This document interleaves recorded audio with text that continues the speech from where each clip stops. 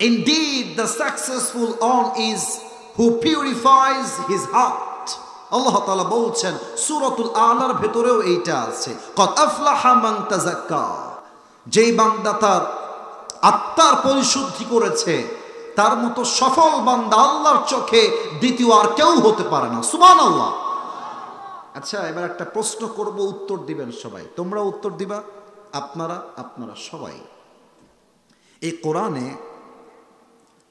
একজন ব্যক্তির নামে এমন একটা সূরা আছে, তারই নামে সূরা, তবে তিনি কোনো নবী নন, তিনি কোনো সাহাবী নন, কিন্তু তার কথা,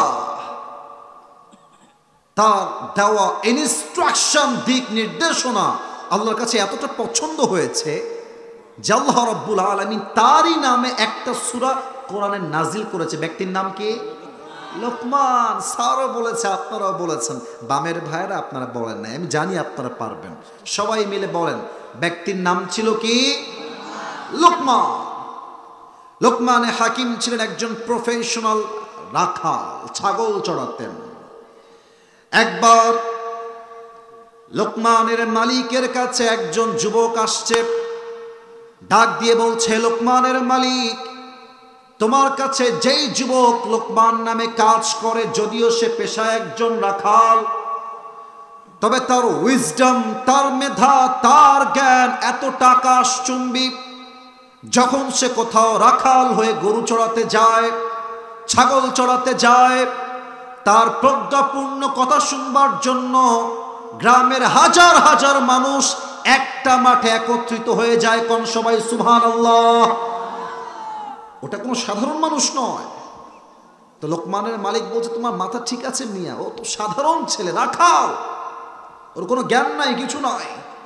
তো যুবকটা বলছে, ঠিক আছে, যদি বিশ্বাস না হয় ওকে ডেকে আপনি টেস্ট করেন, আপনি আমার কথার সত্যতা পেয়ে যাবেন। লোকমানে হাকিম আগামীকাল সকালবেলা বাসায় এসেছে। তো মালিক বলছে, লোকমান তা এদিকে আসো। বলছে, মালিক কি হয়েছে বলেন, কি হুকুম দিবেন? মালিক বলছে, লোকমান যাও, একটা কাজ করে আসো, ইযহাব গো ওয়াযবাহ শাতান, একটা গরু জবাই দাও, ছাগল জবাই দাও। বলছে, ঠিক আছে মালিক, তারপরে কি করব? মালিক বলছে, আখরিজ মিনহা আতয়াবা মুযগাতাইন, ছাগল জবাই করার পরে এই মাদ্রাসার ছাত্র ওইটা কই যায়, ওই যে ডান পাশে, এই চাদরওয়ালাই কই যাও, বসো। কেন উঠবা, তুমি আসছো কেন? কলিজার ভাই আমার, তুমি তো আমার ছাত্র ভাই, আমি তো মাদ্রাসার ছাত্র। কলিজার ভাই, যেও না, খারাপ দেখায়, সাতক্ষীরার বদনামটা সত্য হয়ে যাবে। একজনও উঠবেন না, যে উঠবে নিজ দায়িত্বে